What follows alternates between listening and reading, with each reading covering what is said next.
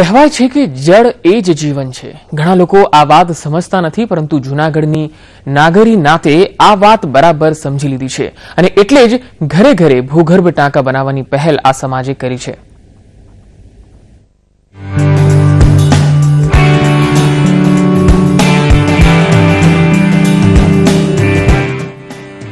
કહેવાય છે કે આગામી ત્રીજું વિશ્વયુદ્ધ પાણી માટે થશે, પરંતુ જૂનાગઢનો એક સમાજ એવો છે જેણે આ વાતને વર્ષો પહેલા સમજી લીધી હતી।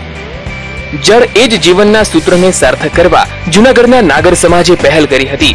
આજે 200 વર્ષ પહેલા નાગર સમાજે ભૂગર્ભ ટાંકા બનાવવાની પહેલ કરી હતી અને તેના સારા પરિણામ આજે તેઓ ભોગવી રહ્યા છે। નવાબી કાળમાં નાગરોની દૂરંદેશીના કારણે નવાબે પણ અનેક તળાવો બંધાવ્યા હતા। ત્યારે ભૂગર્ભ ટાંકાઓ કરવામાં આવતા હતા। ભૂગર્ભ ટાંકાઓમાં વરસાદનું પાણી જે અગાસીમાં ભેગું થાય તે ટાંકામાં પાઇપ દ્વારા લેવામાં આવતું અને તેમાં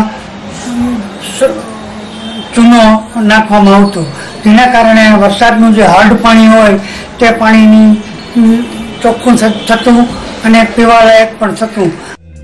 જો કે આપને ભૂગર્ભ ટાંકાની વાત સાંભળીને સવાલ ચોક્કસ થતો હશે કે ભૂગર્ભ ટાંકામાં લાંબા સમય સુધી પાણીને સ્વચ્છ કેવી રીતે રાખવું? જો કે આ ઇલાજ પણ નાગર સમાજ પાસે છે। તેઓ ચૂનાનું લીપણ કરીને જળ સંચય કરે છે, જેથી પાણી દૂષિત થતું નથી। ચૂનો રાખવાની અને ચૂનાથી પેલું લીંપણ કરવાની જે પ્રક્રિયા હતી એ અત્યારના જે ફિલ્ટરેશન પદ્ધતિ કે જે પેલું છે એના ઇક્વિવેલન્ટ છે અને એમાં જે પાણી સંગ્રહે છે એ ઘણા લાંબા ટાઈમ સુધી પીવાલાયક રહે છે અને થોડા ઘણા ક્ષારને બાદ કરતા એ પાણી એકદમ જ ચોખ્ખું અને આરોગ્યપ્રદ હોય છે। આ ઘરમાં 25 ફૂટથી લઈ 60 ફૂટ સુધીના ભૂગર્ભ ટાંકા હાલમાં પણ હયાત છે।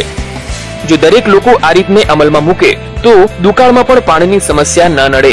ભૂગર્ભ ટાંકાનો આ પ્રયોગ જળ સંચય માટે ખરેખર આવકાર્ય છે। કે તનુજા, સંદેશ ન્યૂઝ, જૂનાગઢ।